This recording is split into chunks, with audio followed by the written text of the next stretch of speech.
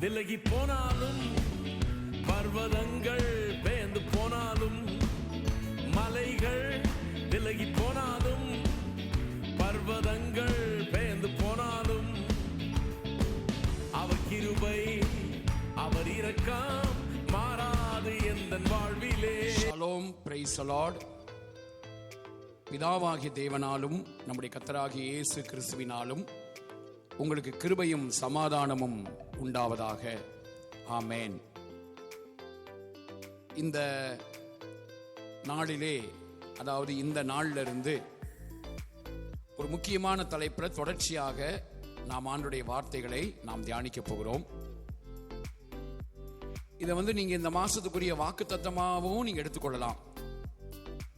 ஆனா இது இந்த மாசத்துக்கான வாக்குத்தத்தம் மட்டும் கிடையாது, நம்முடைய ஜீவகாலம் முழுவதுமே நமக்கு பயன்படக்கூடிய ஒரு அற்புதமான ஒரு வார்த்தை. இந்த செய்தியினுடைய தலைப்பு, இந்த தொடர் செய்தியினுடைய தலைப்பு என்ன? கொஞ்சம் தலைப்பு வித்தியாசமா இருக்கும். ஆனாலும் நீங்க எடுத்தோடனே ஒரு முடிவுக்கு வராம நீங்க பொறுமையாக இந்த எல்லா செய்திகளையும் நீங்க கேட்கும்போது அதனுடைய காரியங்கள் என்ன அப்படிங்கிறது விளங்கும். இன்னைக்கு நம்ம படிக்க போற இந்த நாள்ல இருந்து நாம் தொடர்ச்சியாக நாம் படிக்க போற செய்தியின் தலைப்பு என்னன்னா, அடித்து இறங்குகிற கர்த்தர். தலைப்பே உங்களுக்கு ஒரு மாதிரி வித்தியாசமா இருக்கும்.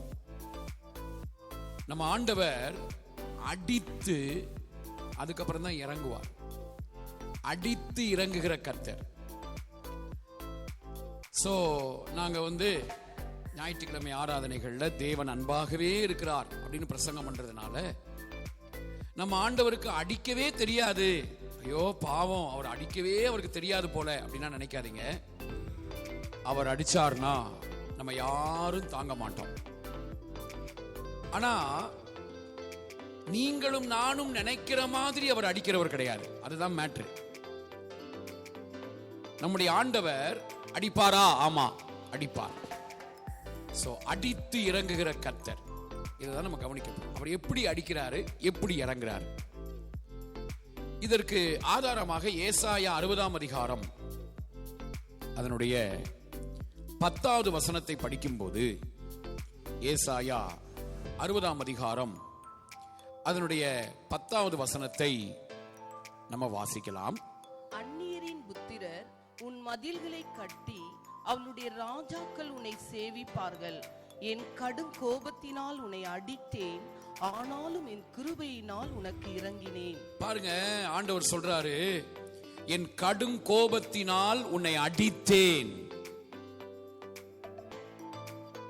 என் கிருபையினால் உனக்கு இறங்குவேன். என்னுடைய கடும் கோபத்தினால நான் உன்னை அடிப்பேங்கிறாரு. வாக்குத்தத்தங்க. ஆசீர்வதிப்பாரு, பாலாக்காம தலையாக்குவாரு, கீழாக்காம மேலாக்குவாரு. வாக்குத்தத்தமா? ஆமா. அதே மாதிரி இதுவும் வாக்குத்தத்தம் தான் நமக்கு. அவர் தம்முடைய கடும் கோபத்தினால அடிப்பாராம், கிருபையினால் இறங்குவேன் அப்படின்னு சொல்றார். சோ அடித்து இறங்குகிற கர்த்தர். இது கர்த்தர் எப்படி செய்வாரு அப்படின்னு தீர்க்கதரிசியோ அவங்க ஆண்டவரை பற்றி புரிந்து கொண்டு அப்படி சொன்ன வார்த்தை இல்லைங்க. இது ஆண்டவரே சொல்ற வார்த்தை. நானே அப்படின்னு அவரே சொல்றாரு. 22ஆம் வசனம் ஏசாயா 60:22 நீங்க பாத்தீங்கன்னா, சின்னவன் 1000மும் சிறியவன் பலத்த ஜாதியும் ஆவான். கர்த்தராகிய நான் ஏற்ற காலத்தில் இதை தீவிரமாய் நடப்பிப்பேன். பாருங்க, கர்த்தராகிய நான் இதை தீவிரமாய் நடப்பிப்பேன் சொல்றார். கர்த்தராகிய நானே இதை தீவிரமா நான் செய்வேன் அப்படின்னு ஆண்டவர் சொல்றதை நம்ம பார்க்கிறோம். அவரே செய்வாராம். அப்ப இங்க அடிப்பேன், என் கடும் கோபத்தினால் நான் உன்னை அடிப்பேன், கிருபையினால உனக்கு இறங்குவேன்னு அவரே சொல்றாருங்க. அவரே சொல்றாருன்னா நம்ம அதை நம்பிதானே ஆகணும். அப்ப கண்டிப்பா ஆண்டவர் கோபத்தினால, கடும் கோபம், சாதாரண கோபம் கிடையாது, கடும் கோபத்தினால அடிப்பார். அப்ப அன்பா இருக்கிற தேவனுக்கு கோபப்பட தெரியுமா? முடியுமா? முடியும். கோபப்படுவார்.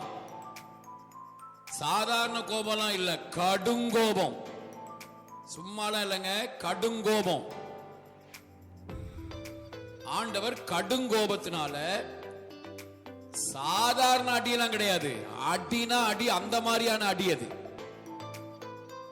சோ கடுங்கோபத்தினால் அவர் அடிப்பாராம்.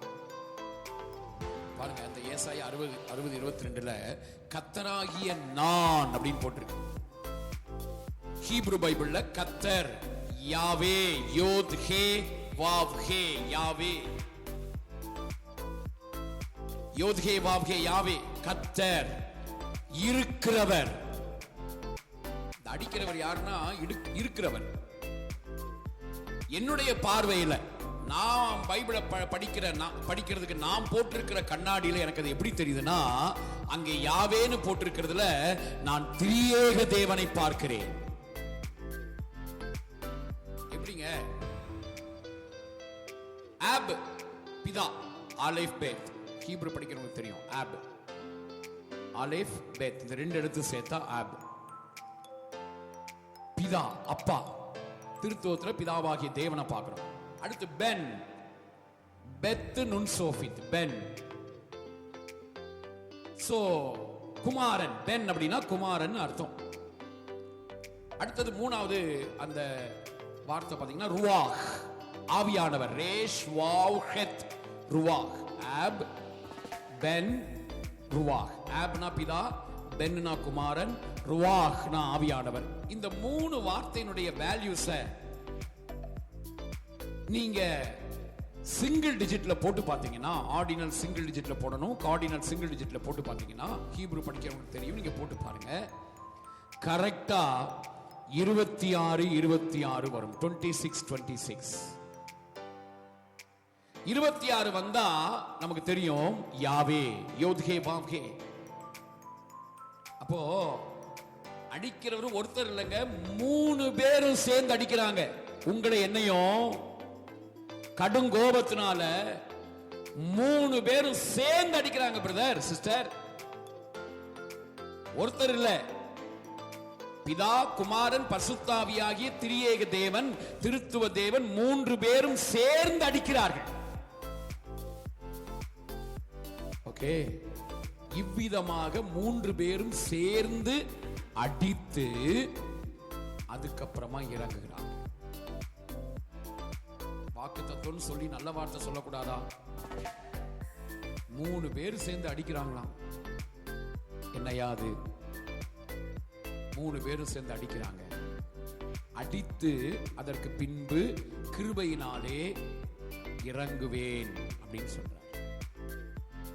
திரியேக தேவன் உங்களையும் என்னையும் அடித்து, தம்முடைய கடுங்கோபத்தினால அடித்து இறங்குகிறார்.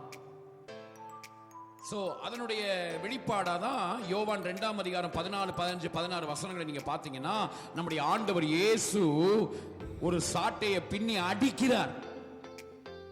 சோ அங்க இயேசு தான் அடிக்கிறாருங்க, குமாரன் தாங்க அடிக்கிறாரு, பென்னு அடிக்கிறாரு.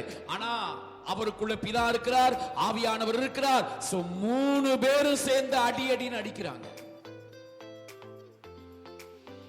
சோ அடித்து இறங்குகிற கர்த்தர் என்ன அடிப்பாரு, என்ன இறங்குவார், தொடர்ச்சியாக நாம் கவனிப்போம்.